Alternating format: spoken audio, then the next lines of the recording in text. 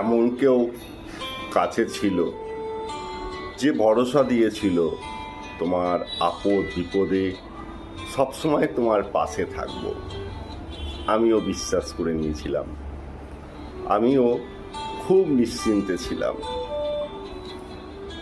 সুখের সময় তো তাকে কাছে পেতাম, ভেবেছিলাম দুঃখের সময়ও সে আমার কাছে থাকবে। যেদিন বিপদ আমার কাছে এলো, আমি ছুটে তার দুয়ারে গেলাম। দেখলাম সে আমাকে কোনো না কোনো অজুহাত দেখিয়ে ফিরিয়ে দিচ্ছে। বারবার আমি তার কাছে গেলাম, সে বারবার আমাকে কোনো না কোনো অজুহাত দিয়ে ফিরিয়ে দিচ্ছে। প্রথমে আমি খুব ভয় পেয়ে গেছিলাম, আমি খুব একা অনুভব করছিলাম। কান্নাকাটি করলাম, দেয়ালে মাথা ঠুকলাম। তারপরে নিজেই ভাবলাম এই বিপদ আমাকে নিজেই রক্ষা করতে হবে।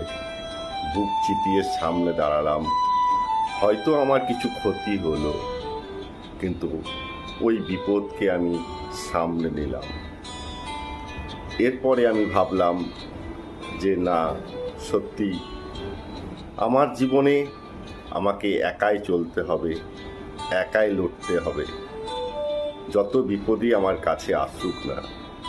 আর একটা কি জানো, আমাকে এই বিপদ শিখিয়ে গেল কেমন করে মানুষ চিনতে হয়।